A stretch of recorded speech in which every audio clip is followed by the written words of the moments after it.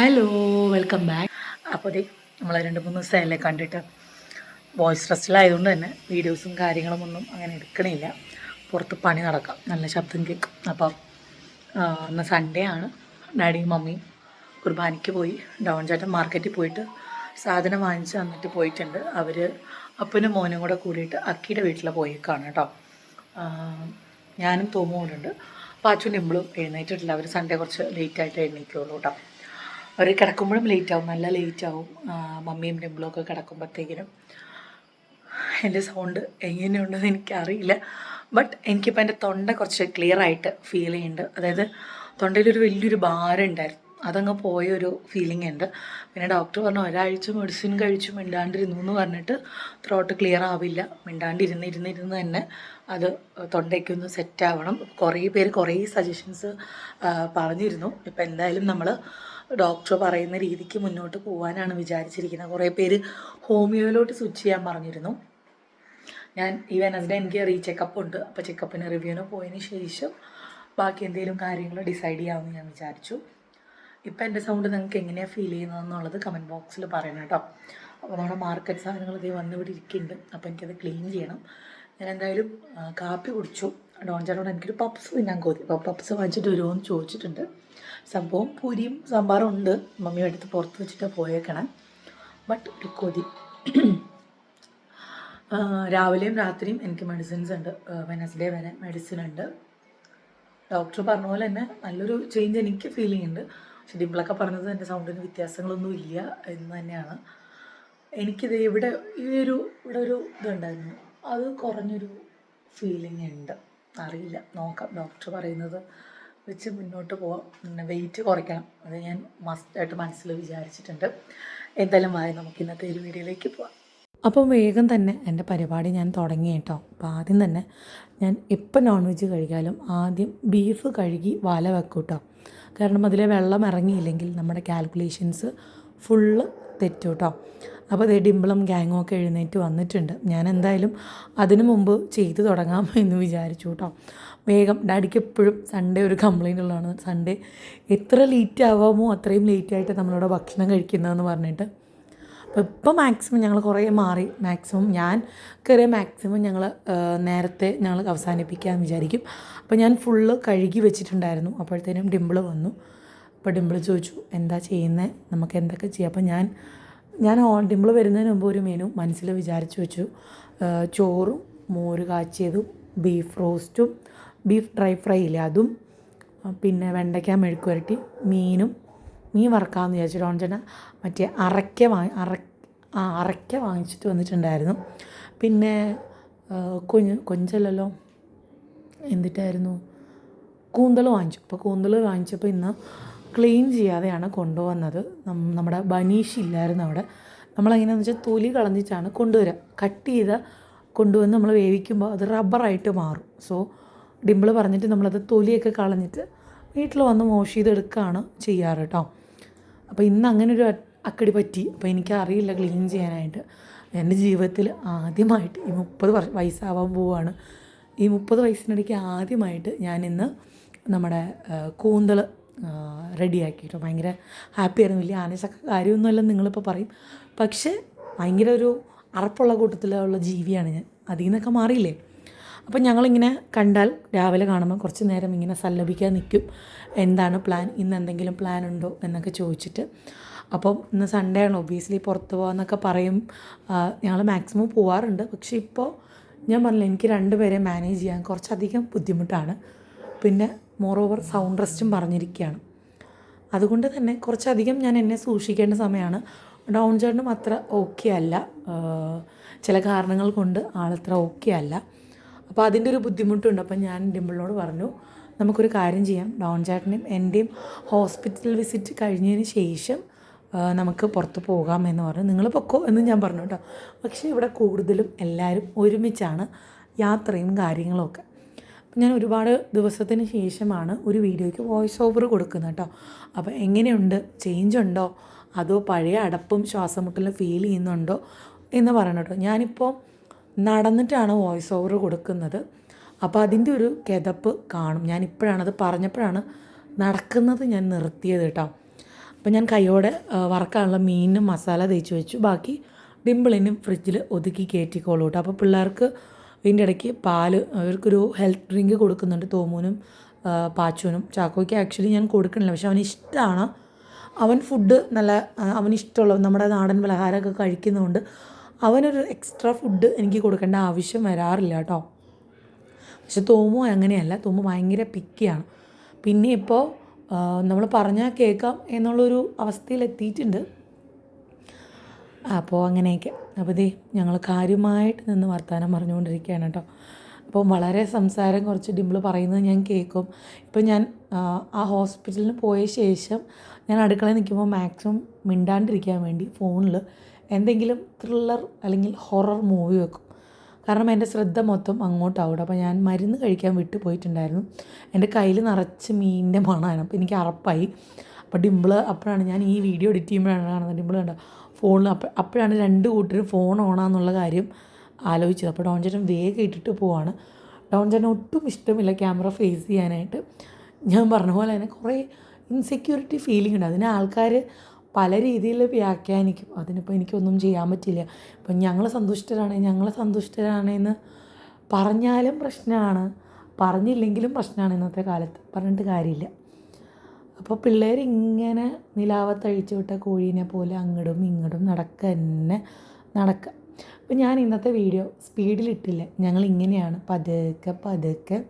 പക്ഷേ എനിക്ക് മാക്സിമം എനിക്കിപ്പോൾ ഡാഡി പറഞ്ഞ് 1:30 കഴിഞ്ഞ് എനിക്ക് നാണക്കേടാണ് സത്യം പറയാമല്ലോ.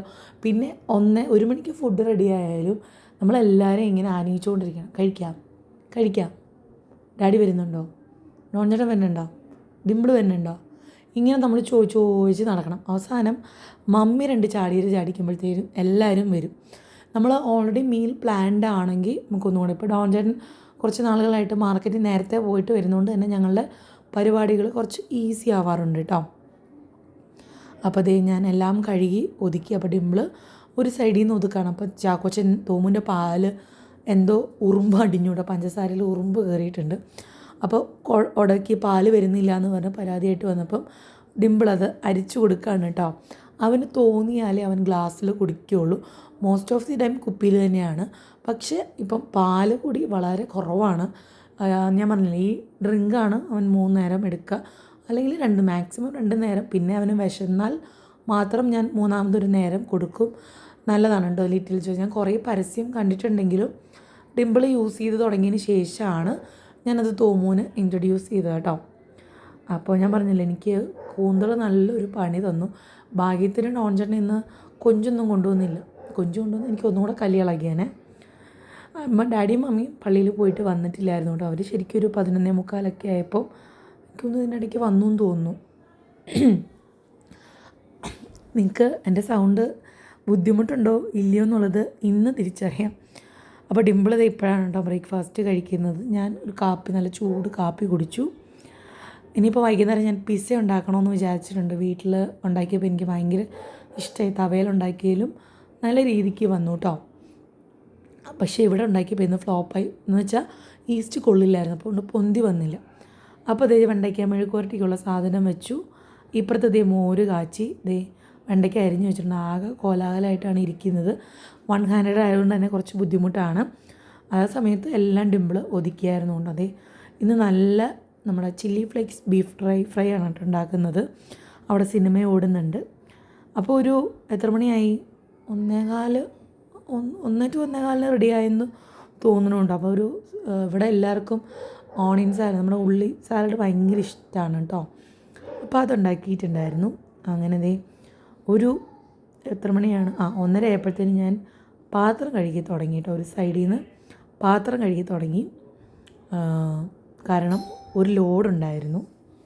ഇതിനിടയ്ക്കൊരു ബ്രേക്കായിട്ടോ. കാരണം ചാക്കോച്ചനും തോമൂനും പാല് വേണമെന്ന് പറഞ്ഞ് ഭയങ്കര കരച്ചിലായിട്ടോ. അപ്പോൾ ഞാൻ ഉച്ച കഴിഞ്ഞ് അവരുടെ യൂണിഫോമൊക്കെ അറേഞ്ച് ചെയ്ത് വെച്ചു. ചാക്കോച്ചനുള്ള ഡ്രസ്സ് അയൺ ചെയ്ത് വെച്ചു, അലക്കിയിട്ടു.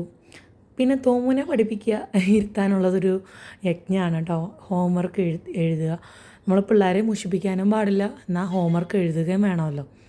അവർക്ക് എന്നും ഹോംവർക്ക് കാണും. മാത്സും ഇംഗ്ലീഷും ഹോംവർക്ക് കാണും, ലെറ്റേഴ്സും നമ്പേഴ്സും.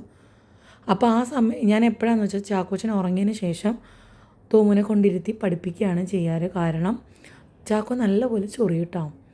അപ്പോൾ ഇതേ രാത്രി ആയപ്പോൾ എനിക്കൊരു ഒരു സ്കിൻ കെയർ ചെയ്താലോ എന്നുള്ളത്. കാരണം സ്കിൻ കെയറോ ഹെയർ കെയറോ ഒന്നുമില്ല എനിക്ക്.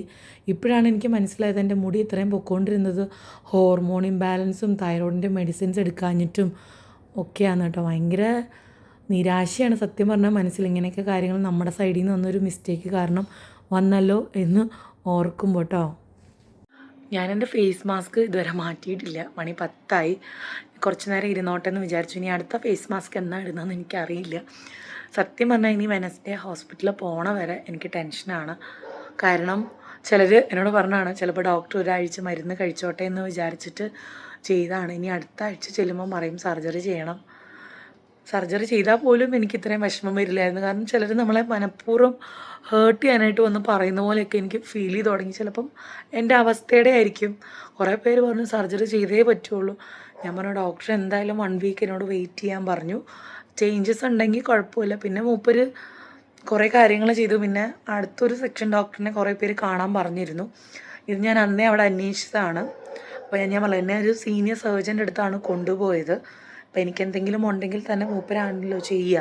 അപ്പം അതുകൊണ്ടാണ് അങ്ങോട്ട് എന്നെ റെഫർ ചെയ്ത് കൊണ്ടുപോയത്. ഞാൻ പറഞ്ഞു നമ്മളൊരു കാര്യം പറയുമ്പോൾ ഇപ്പം ഒരു ഡെലിവറിക്ക് ഒരു ഹോസ്പിറ്റലിൽ കൊണ്ടുപോകാം എന്ന് പറയുമ്പോൾ ഞാനൊരു ഹോസ്പിറ്റലിൽ പറയും. ചിലപ്പം അപ്പുറത്ത് നിൽക്കുന്ന ആൾക്കാർ വേറെ ഹോസ്പിറ്റൽ പറയും. നാട്ടുകാർ നമ്മൾ കേൾക്കാത്ത കുറേ ഹോസ്പിറ്റലിൽ പറയും.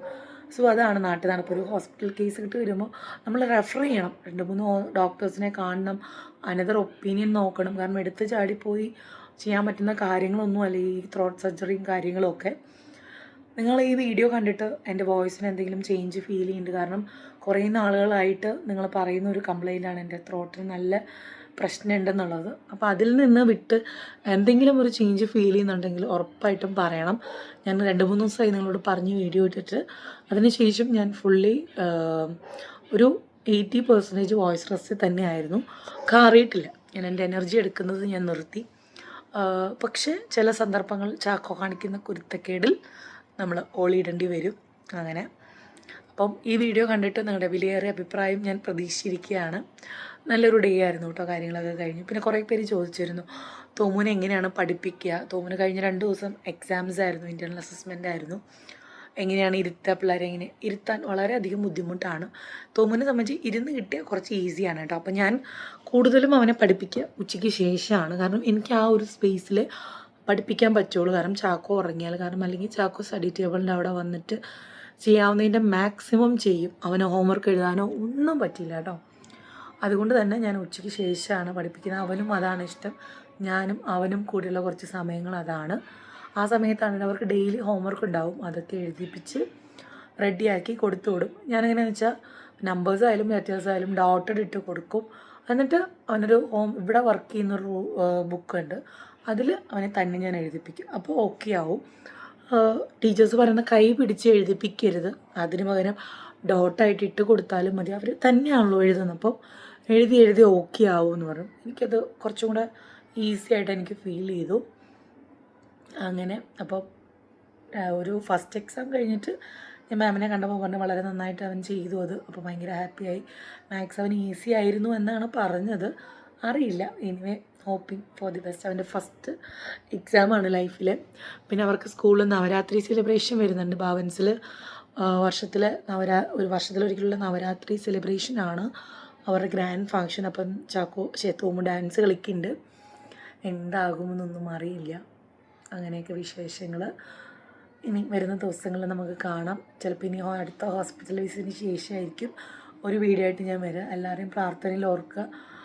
വേറൊരു ഘട്ടത്തിലേക്ക് പോവാതിരിക്കാൻ ഞാൻ പ്രാർത്ഥിക്കുന്നുണ്ട്. അപ്പോൾ എല്ലാവർക്കും പ്രാർത്ഥിച്ചവർക്കും ഗൈഡൻസ് തന്നവർക്കൊക്കെ ഒരുപാട് നന്ദി. അപ്പോൾ നമുക്ക് അടുത്തൊരു വ്ളോഗിൽ വേഗം കാണാം കേട്ടോ. അതുവരെ എല്ലാവർക്കും ബൈ, ടേക്ക് കെയർ.